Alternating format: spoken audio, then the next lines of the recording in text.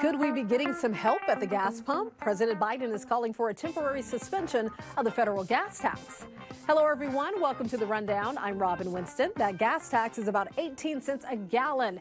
This is not a done deal, though, because it will likely face significant opposition in Congress. Many Republicans and some Democrats are against the move. There's concern that the savings will not be passed on to consumers, and it'll take away money from road and bridge repairs. So we need help. And, they're in a position to help us. So do your job. I mean, every one of us do our jobs every day. Their job is to help us as a nation, as a city, state. Do your job. Once again, gas prices inched down from Tuesday into Wednesday, but the moves are so small it's not really noticeable. The average price for a gallon in LA County is $6.40. You can see the prices on your screen for Orange, Riverside, San Bernardino, and Ventura counties with the changes from Tuesday. If you've been buying premium fuel for your car, AAA research suggests the premium grade selection may be doing more harm to your wallet than it is good for your car. AAA lab tests aim to see if there was any real benefit to using premium grade for a car that didn't need it. And their research suggested there wasn't. However, for the cars that do require premium fuel, the sacrifice will still need to be made. So if you're unsure whether or not your car requires premium fuel, check the owner's manual. And if it only says recommended, forego the premium and select the 87 octane button instead. Parents looking to give their young kids a COVID vaccine shot can now find a list of clinics administering them across LA County. Just head to vaccinatelacounty.com. The distribution was pushed back because of a shipping delay. The LA County Health Department advises parents to call ahead to check on availability. Some unsettled weather moving across our area. Meteorologist Belen De Leon is here to let us know just how long it'll stick around.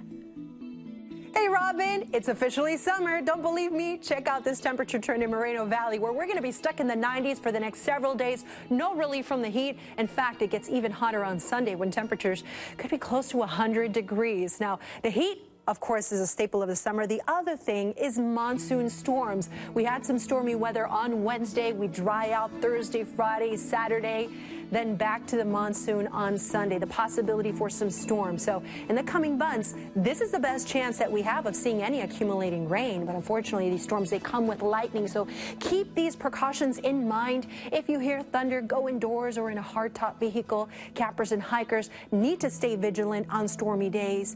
And a reminder, if you want to get outside and enjoy the weather, well, you got to wait about 30 minutes after the storm to resume any activities. Stay safe, everyone. Robin, back to you.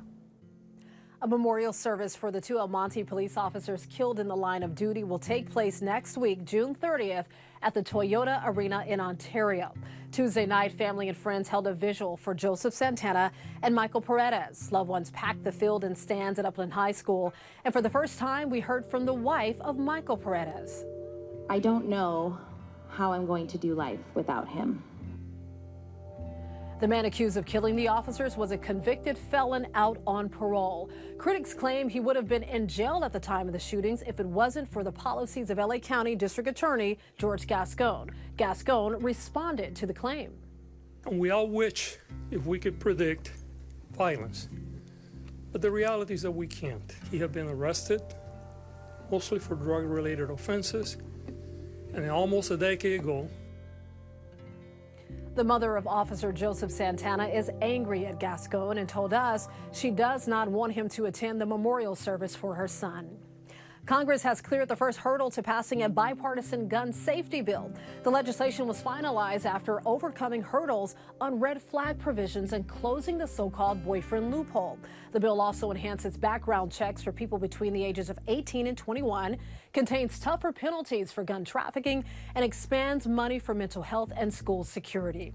A Santa Monica jury found Bill Cosby guilty of sexually abusing a teenage girl at the Playboy Mansion in the 1970s and awarded that woman $500,000. Judy Huth accused Cosby of molesting her at the Playboy Mansion in 1975 when she was 16. She lives in Riverside County and filed her lawsuit 8 years ago. With her attorney, Gloria Allred, by her side, Huth spoke about her victory in civil court.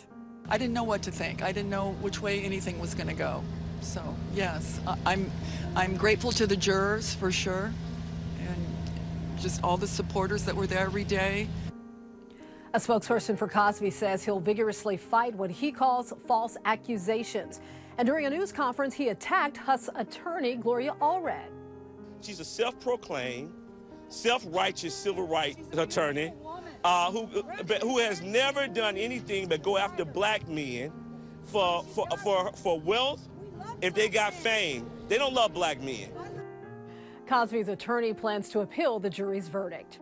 The January 6 hearings continue Thursday. The focus will be on efforts made by former President Trump to pressure Justice Department officials to investigate false claims of widespread voter fraud. During Tuesday's hearing, we heard emotional testimony from election officials in multiple states and a Georgia poll worker, all saying they've been harassed and threatened. The committee says it was all part of former President Trump's failed attempts to stay in power. Testimony included the now infamous phone call between Trump and Georgia's Republican Secretary of State. I just want to find 11,780 votes, which is one more than we have, because we won the state. There were no votes to find. That was an accurate count that had been certified. Committee members say the failed attempts to overturn election results turned into a call to action for Trump supporters to storm the Capitol. Uber is bringing back a cheaper option for the first time since the COVID pandemic started. UberX Share gives riders a discount for sharing with strangers. The service was suspended as a COVID precaution 2 years ago. UberX Share will be available in most major cities across the U.S., including here. 3 generations of Elvis Presley's family put their handprints and footprints in the cement outside of the TCL Chinese Theater. Well, that includes Presley's ex-wife, Priscilla, their daughter, Lisa Marie Presley, and granddaughter, Riley Keough. The ceremony coincides with the release of the biopic Elvis, which stars Austin Butler and Tom Hanks. Butler, who plays Elvis, introduced the family, who loved the film and were humbled by the honor.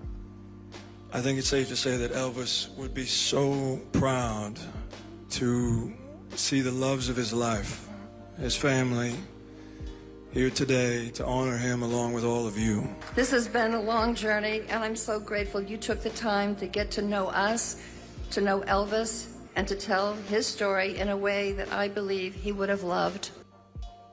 Elvis hits theaters Friday. Kim Kardashian dropped by The Tonight Show to talk with Jimmy Fallon, but it turns out her kids were the real showstoppers. I'm hearing kids. Guys, can you stop? My 2 boys are here, and then who's the beautiful my friend girl? Tracy's daughter Remy's here with us. Hi, Remy. Hi, boys. My 2 Welcome. boys are here, and I hear them making so much noise. Guys, this is your first time at work with me. Don't mess this up. Come on.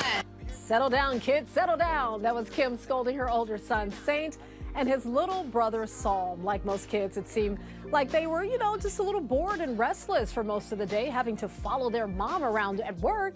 Well, eventually, Psalm had to be whisked away and taken backstage to work off his energy. What do they say? Kids are gonna be kids. You can always get news and weather updates on the NBCLA app and on our website, NBCLA.com. And be sure to tune into Today in LA on NBC4 weekdays from 4 to 7 a.m. I'll be here helping you get around with the traffic reports throughout your morning commute. I'll see you next time on The Rundown.